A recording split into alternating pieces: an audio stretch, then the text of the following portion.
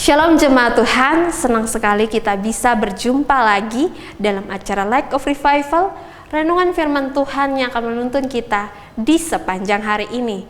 Mari kita melihat bagian firman Tuhan yang akan kita renungkan bersama dalam Yohanes 14 ayatnya yang ke-8 sampai dengan ayatnya yang ke-9.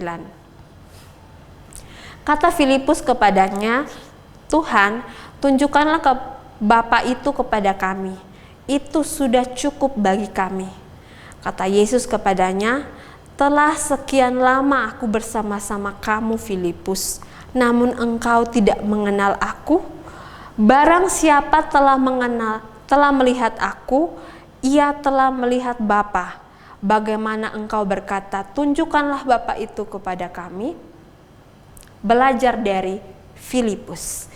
Yohanes 14 ayatnya yang pertama sampai dengan ayat yang ke-14 ini adalah salah satu perikop yang sering sekali dikhotbahkan atau ayat-ayatnya sering sekali dikutip. Ini tidak mengherankan karena di dalam perikop ini terdapat kata-kata dari Tuhan Yesus kepada murid-muridnya yang akhirnya menjadi dasar atau fondasi bagi orang percaya. Di perikop ini, Tuhan Yesus secara eksplisit atau jelas mengatakan bahwa Ia adalah satu-satunya jalan menuju Allah Bapa dan tidak ada jalan lain selain Tuhan Yesus. Padahal di perikop ini Tuhan Yesus sedang menguatkan murid-muridnya yang sebentar lagi akan ditinggalkan secara fisik oleh Tuhan Yesus. Karena waktu Tuhan Yesus hampir selesai di dunia dalam menjalankan misi penyelamatannya. Tetapi di balik kalimat atau kata-kata Tuhan Yesus yang menjadi dasar atau fondasi bagi orang percaya, ada salah seorang murid Tuhan Yesus yang merasakan kebingungan. Dan akhirnya bertanya kepada Tuhan Yesus. Apa pertanyaannya? Mari kita renungkan bersama-sama. Ya, murid itu adalah Filipus. Setelah Tuhan Yesus menjawab pertanyaan dari Thomas yang juga adalah murid Tuhan Yesus, Filipus yang selama menjadi murid Tuhan Yesus tidak seaktif Simon Petrus akhirnya bertanya kepada Tuhan Yesus. Tetapi sayangnya pertanyaan dari Filipus ini menunjukkan akan kecerobohan dan kebodohan dari Filipus yang sebenarnya adalah salah seorang murid Tuhan Yesus yang sudah menghabiskan waktu bersama-sama dengan Tuhan Yesus selama 3 tahun dalam berbagai aktivitas, dalam mengajar kepada banyak orang, dalam melakukan mujizat. Filipus pun turut serta di dalamnya. Seharusnya ia mengenal Tuhan Yesus dengan lebih baik, tapi kenyataannya ia tidak mengenal Tuhan Yesus dengan lebih baik, sehingga muncullah pertanyaan itu.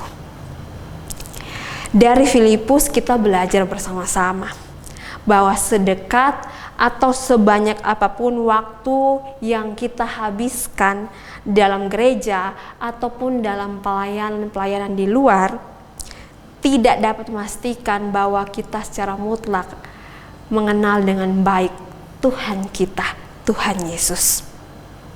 Dengan aktifnya kita di berbagai lini pelayanan atau sebanyak apapun waktu yang telah kita berikan kepada Tuhan kita, bahkan bisa saja kita belum mengenal Tuhan kita. Filipus menjadi bukti nyata bahwa yang kelihatan dekat hubungannya dan banyaknya waktu yang telah diberikan tidak dapat memastikan bahwa pengenalannya juga sebaik itu. Pendapat dari Pendeta Budi Asari seperti ini. Pertanyaan Filipus dalam ayat 8 ini merupakan pertanyaan bodoh. Karena baru saja dalam ayat 7 Kristus mengucapkan kata-kata yang sebetulnya merupakan jawaban dari pertanyaan itu. Tapi karena adanya pertanyaan itu, maka Yesus mendapatkan kesempatan untuk mengajarkan sesuatu yang penting tentang hubungannya dengan Bapa. Jadi, kebodohan Filipus ternyata membawa manfaat. Tetapi ini tentu tidak berarti bahwa kita boleh membiarkan diri kita terus bodoh. Semua orang Kristen harus berusaha untuk menjadi lebih pandai dengan banyak belajar firman Tuhan.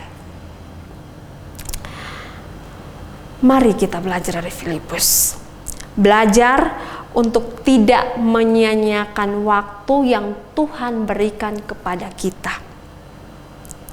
Kita yang sudah sungguh-sungguh orang percaya, harusnya banyak waktu yang kita berikan untuk belajar firman Tuhan, agar kita semakin mengenal Tuhan kita yang kita imani itu.